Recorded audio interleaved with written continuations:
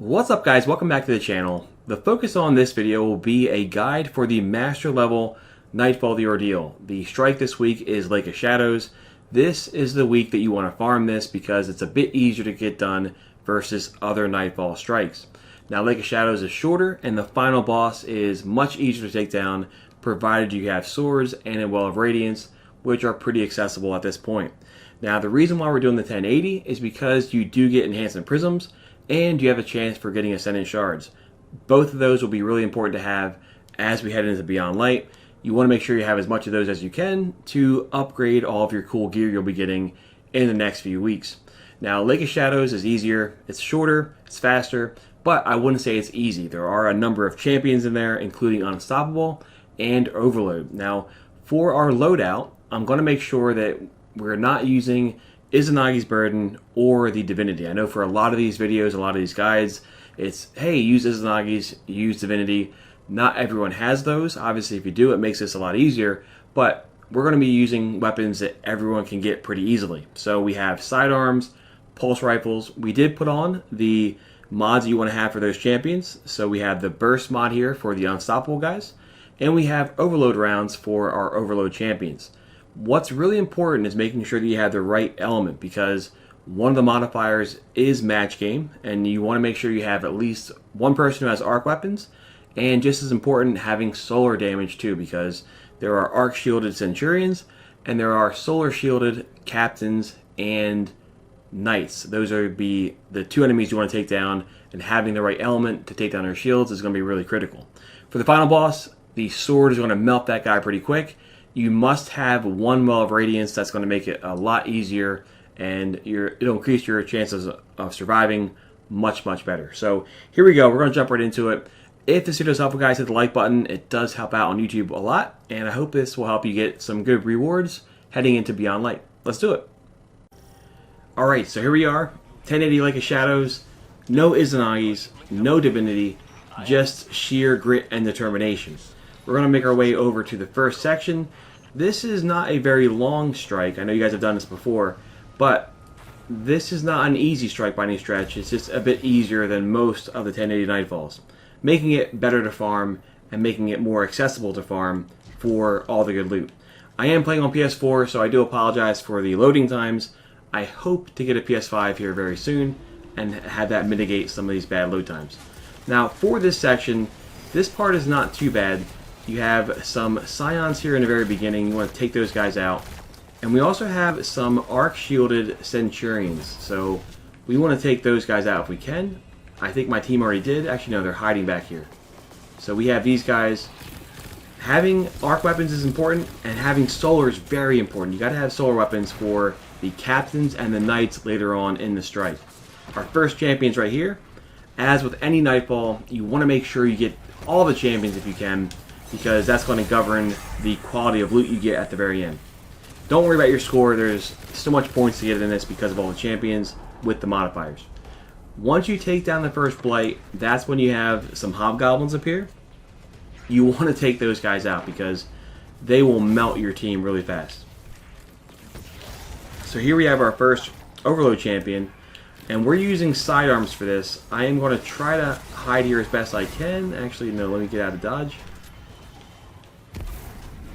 So sidearms, overload is going to help us out with those hobgoblins, and then our pulse rifle here with Unstoppable is going to help us out with these dudes. The one thing you got to keep in mind is for your pulse rifle, if you have Unstoppable shot, you have to aim down the sights for a few seconds for it to kick in. You guys see right there, it takes a while for that to kick in. Keep that in mind. It's kind of tough to use, but honestly though, it's not too bad once you get used to that basic mechanic. Let's take out these hobgoblins first though, because those dudes are no joke. Nicely done, Turtle Boy. Right now I'm playing with Turtle Boy and Los. If you guys watch any streams here on YouTube, you guys know who they are. They're both awesome dudes. So make a shout out for those guys for helping me out here. Alright, let's get up here and take out this blight. I've noticed that sometimes this blight glitches out on you and it doesn't blow up. I've had that happen a few times here. Alright, let me get to a safe spot. Up here we have another champion. Turtle Boy, you're nuts, bro! We have another champion here, and swords are going to be how we take out most of the enemies here. That's why having Falling Guillotine is going to be your best friend for this. Alright, I want to try to get this. Oh, he got me. The solar champions, or the solar enemies, are tough to take down in my case. All I have is my grenade. But I believe our fire team here has some solar weapons.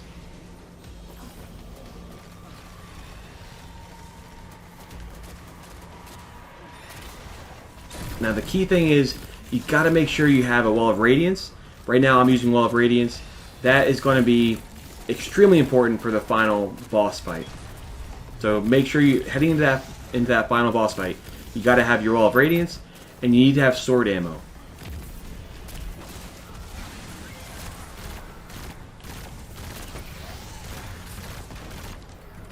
Alright, he's hurt. Nicely done.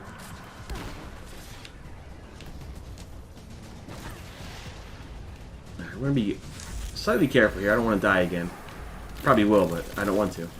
We have this last blight, and then we have some basic enemies that spawn in over here. Alright, there we go. Now, I think Turtle Boy is on tether, so he's going to be able to tether these guys right away. Having tether and Well of Radiance is probably going to be your best friend for this.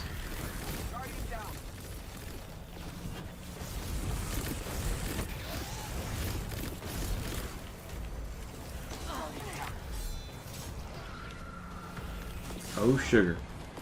You know what? I'm going to use my well here. I should get it back. Better to be safe than sorry right there.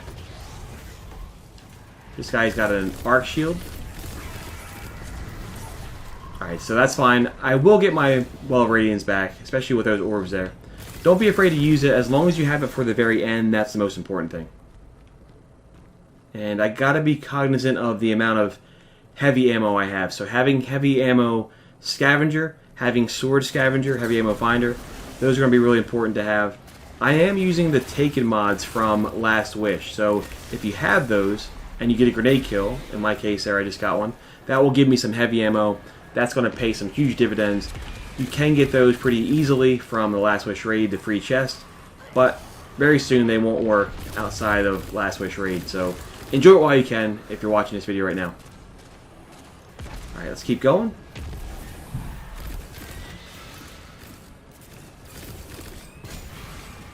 And I know we have another captain here, and we have a captain at the very bottom. So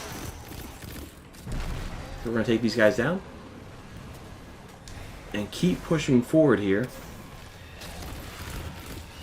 The next area coming up is arguably the most difficult, to be honest with you. This next part coming up is pretty insane. You have a bunch of champions here. So if you're running low on your score, if you're doing a lower difficulty setting, this is where you're going to make most of your points because, as you can see, like 55 million champions spawn in. I was hoping to get a grenade kill there. Alright. Now we have a bunch of Scions here. We have Centurion here. We have everybody. There are so many enemies out in this long corridor, this long outside area. But you want to just be methodical. I would say take out the guys here in the very beginning. There's a few champions that spawned right here. You want to take those guys out. I believe one of my teammates, I believe Guardian, is using overload grenades. That's something that you probably want to equip. I don't have those on myself, but that would be a beneficial thing to have in lieu of your unstoppable shot for your pulse rifle. Or your bow. I know it's also a mod on your bow. So the Vandals here, one of the modifiers is they use their little bubble much more often. Alright, we're going to take this guy out. Alright, we staggered him. I hope Turtle Boy should be able to get him. Alright, we got him, but I'm the only one alive. Alright, so this is where you just want to be careful. There's no point in me rushing here. I can get a res, and even if we have to wait for Turtle Boy to res himself, that's better, or that's oh no.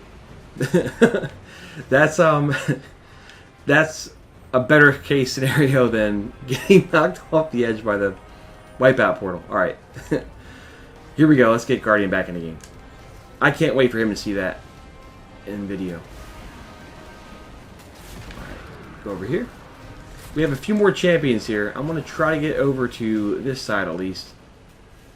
there's a couple champions down there, and we have another champion over yonder. So this is where it's kind of tricky here, because you have the Hobgoblin and you have the Unstoppable champion. That's what makes this part pretty tough right here.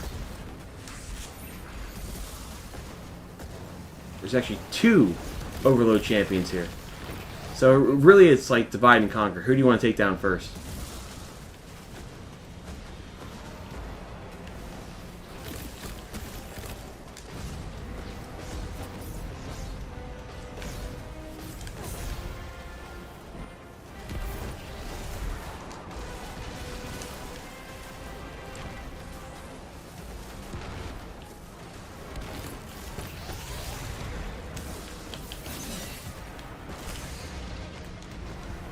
No! I messed that up big time. That was so foolish. Honestly, you really want to go over there with the team. I probably could have used my Will of Radiance and gotten it back by the very end. There is another section or 2 to go through after this. And you guys are better players than me. You guys will not make the same mistake. If anything, that was a teaching moment on what not to do. Now, Turtle Boy's the only one left. It's a very risky play for him to make right here. But he's doing it anyway. You're nuts, Turtle Boy. What are you doing? Oh my goodness gracious.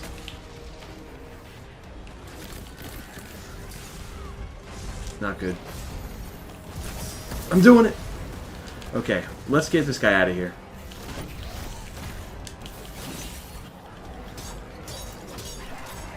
Alright, that was a risky play there. I used my Wall of Radiance.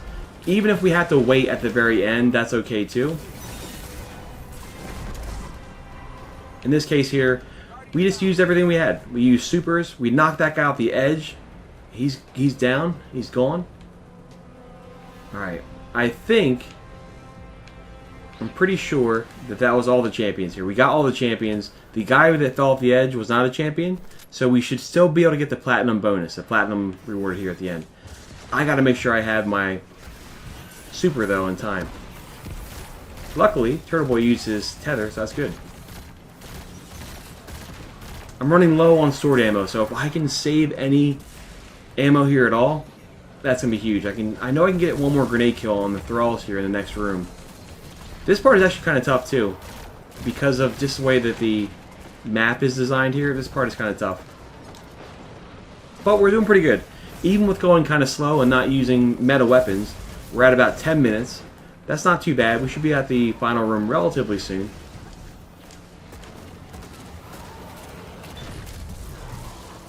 So right there... Oh, snap. Oh, snap.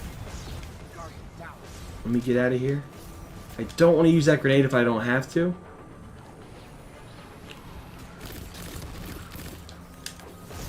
Oh, I thought I staggered him. Nice. Los did. Good job, Los. Okay, and we got some heavy ammo. That's huge. Alright, so now I'm good for sword ammo. We are good to go. We have just a few more champions. This is a home stretch. Once you get to this side, you're pretty much nearly done. I gotta have my Wall of Radiance, though. That's the one thing we have to have heading into the final conflict. So if I can get any kills here at all, that's gonna be good.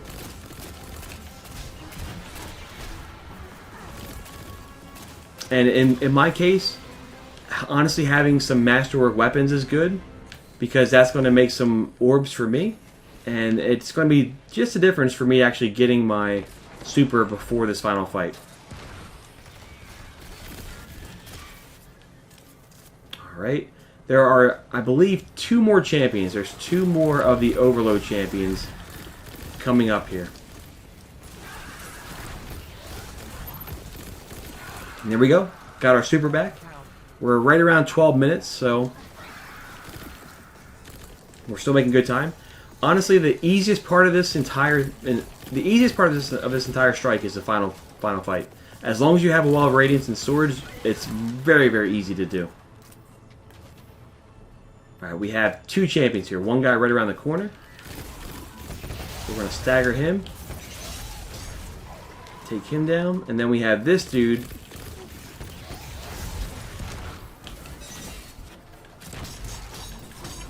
Alright, he's down as well. Let me jump down here. I have my super. We have sword ammo. Just a few guys to take out. One final blight. You guys know this strike. You've done it plenty of times. So once we take this out, sorry if you get blinded here. It is very bright. And I'll throw down my well. And then you just kind of hack away. I don't know if this is intended, to be honest. The fact that you can just, if you're in a well of Radiance, you can just slice through everything. But that's how it is. Stay inside the well, though. Just because we beat the boss doesn't mean we're done yet. We're inside our well. We're going to be careful here as much as we can. As long as you're in the well, you should be pretty well protected. Don't worry about the enemies here. Take them out if they get close to you. And there we have it. So in my case there, I did get an exotic. It was the Sanguine Alchemy. That's not that great as far as I'm concerned. No Ascendant Shards. Ascendant Shards are really what you want to get from this.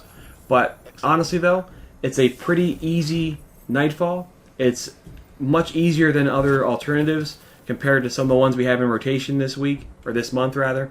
This is going to be a way to farm loot and ideally get some prisms, some exotics, and some Ascendant Shards before Beyond Light. I hope it's helpful, guys. I hope I did. No, I didn't. I did terrible. You know what? I should stop the recording right now. Guys, thanks for watching. I'll talk to you guys soon. Best of luck in the Nightfall. See you guys.